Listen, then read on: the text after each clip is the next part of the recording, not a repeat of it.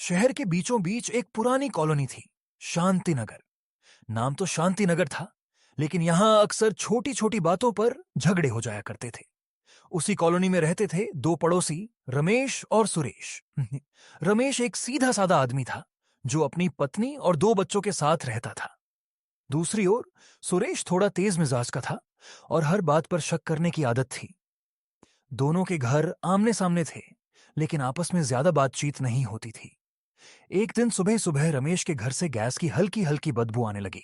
उसकी पत्नी ने तुरंत कहा, लगता है सिलेंडर लीक हो रहा है, जल्दी देखो। रमेश ने जाकर चेक किया तो सच में सिलेंडर से गैस लीक हो रही थी। वह घबरा गया। उसने तुरंत सिलेंडर बंद किया और खिड़कियां खोल दी। इतने में सामने खड़े सुरेश ने भी बदबू महसूस की। वह बाहर आया और जोर से चिल्लाया, अरे रमेश, ये क्या कर रहे हो? पूरी कॉलोनी को खतरे में डाल दिया। रमेश ने शांत रहने की कोशिश करते हुए कहा, भाई, सिलेंडर लीक हो गया था, अभी ठीक कर रहा हूं। लेकिन सुरेश को उसकी बात पर भरोसा नहीं हुआ। उसने गुस्से में कहा, मुझे तो लगता है तुम लापरवाही कर रहे हो। अगर कोई हादसा हो जाता तो?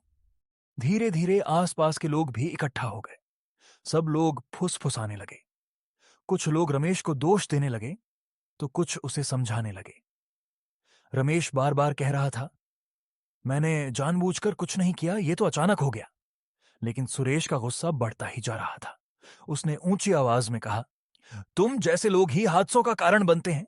तुम्हें जिम्मेदारी का कोई एहसास नहीं। अब रमेश भी थोड़ा नाराज हो गया। उसने कहा, सुरेश, बिना पूरी बात जाने आरोप मत लगाओ, मैं सब संभाल रहा हूं। दोनों के बीच बहस बढ़ती गई और देखते ही देखते झगड़े में बदल गई। लोग बीच बचाव करने लगे, लेकिन दोनों ही शांत होने को तैयार नहीं थे। उसी समय कॉलोनी के एक बुजुर्ग, शर्मा जी, वहां आए। उन्होंने दोनों को रोका और कहा, क्या हो रहा है यहां? इतनी छोटी बात पर इतना बड़ा झगड़ा क्यों? सुरेश ने तुरंत कहा, शर्मा जी, ये रमेश बहुत लापरवाह है, इसके कारण हम सब खतरे में आ गए। रमेश ने भी अपनी सफाई दी, मैंने तुरंत सिलेंडर बंद कर दिया था, मैं खुद परेशान हूं, लेकिन ये मुझे ही दोष दे रहा है। शर्मा जी ने शांत स्वर में कहा, पहले सच्चाई समझो, फिर फैसला करो। गुस्से में लिया गया निर्णय हमेशा गलत होता है। उन्होंने रमेश से पूछा, क्या तुमने गैस एजेंसी को फोन किया? रमेश ने कहा, नहीं, अभी नहीं किया। शर्मा जी बोले, तुरंत फोन करो।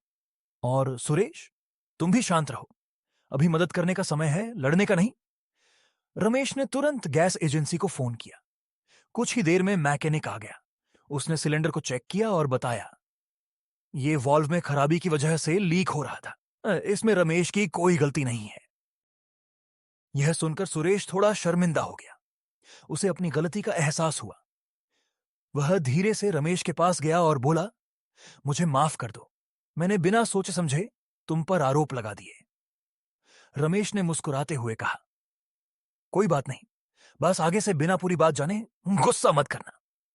शर्मा जी ने दोनों को समझाते हुए कहा, देखो बेटा, जिंदगी में कई बार ऐसी स्थितियां आती हैं जहां हमें धैर्य और समझदारी से काम लेना चाहिए।